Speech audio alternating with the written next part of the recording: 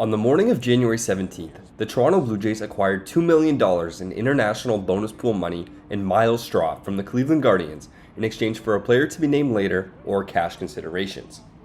As this news broke, Blue Jays fans exploded with excitement, but none of that excitement was directed toward Straw. See, at the time, the week building up to this trade was filled with talk of 23-year-old Japanese phenom Roki Sasaki, who was in the process of coming stateside to sign with a major league team as an international amateur. The sweepstakes were long and tedious, but as more and more information came out, it seemed clear that the Blue Jays were finalists to sign Sasaki, along with the San Diego Padres and Los Angeles Dodgers. So, when news of the Straw deal broke, many pointed to the $2 million in international bonus pool money that could be sent directly to Sasaki if he were to sign in Toronto, and jumped to the conclusion that the Jays knew Sasaki was going to choose them, or at least they had a strong belief that the $2 million would set them apart from the other finalists. After all, Cleveland wasn't just going to give away their bonus pool money as a good deed to Toronto, who it seemed had finally won a massive free agent sweepstakes.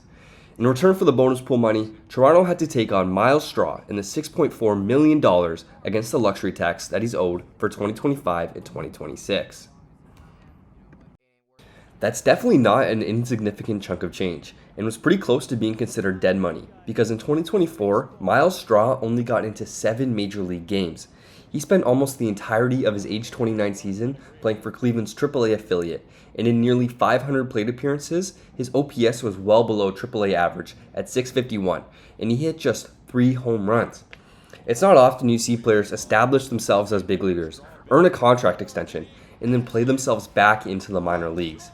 And it's even less often that you see those players make their way back to the major leagues and contribute in a meaningful way.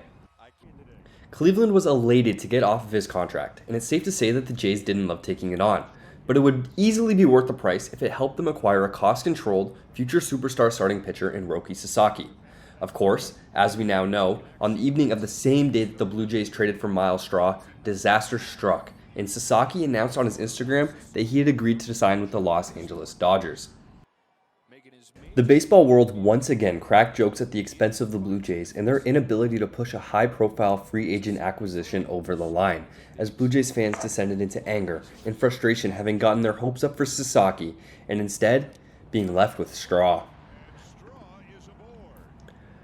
When the dust settled and we evaluated the Blue Jays roster outlook heading into spring training, it was hard to even find a spot on the roster for Straw, and if it wasn't for Dalton Varsho's delayed start to the season due to a long recovery from shoulder surgery, he may have been relegated to starting yet another season in the minors. The rest of the baseball world didn't quite respect it yet, but coming into 2025, the Blue Jays planned on being a serious contender, and not a lot of people saw the vision that included Myles Straw playing a role on a contending team. Well, in 2025, both Straw and the Jays have proved everyone wrong.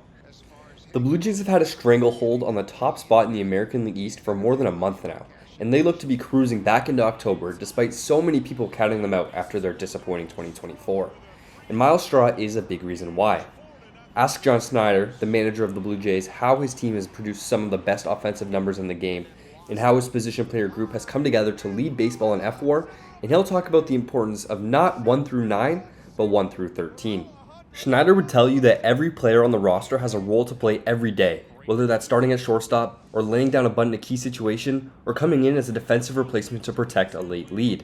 Myles Straw has bought into that philosophy and has played his role perfectly. He's top 10 among outfielders with 11 defensive runs saved, despite playing an average of about 400 less innings compared to every player above him on the list. Straw's defense has been nothing short of elite this year, and is the main factor helping him to 1.5 WAR according to Fangraphs, and a 2.0 WAR according to Baseball Reference. That's a very valuable player. And don't let the emphasis on his glove let you forget his contributions with the bat. Straw has played an important offensive role for the Jays' elite offense this year. The overall numbers don't exactly jump off the page, but his 10 successful sacrifice bunts are the 3rd most in baseball. His base running is elite, and his 669 OPS in the majors this season is actually better than his performance in AAA last season. He recently registered his first career multi-homer game against the Texas Rangers, and his 4 homers this season have tied his career high set in 2021. Nothing he does will blow you away, but looking at the big picture, Straw has been well worth that $6.4 million he's making this season. Fangraphs values one WAR at about $8 million, So 1.5 F4 this year would already make Straw's season worth about $12 million on the open market.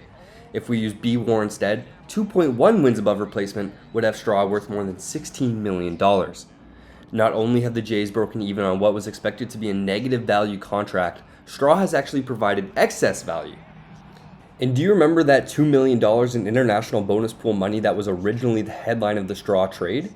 Well, the Blue Jays recently agreed to sign an exciting 18-year-old Korean pitcher, Seo Jun Moon, to a minor league contract worth $1.5 million of that extra bonus pool money.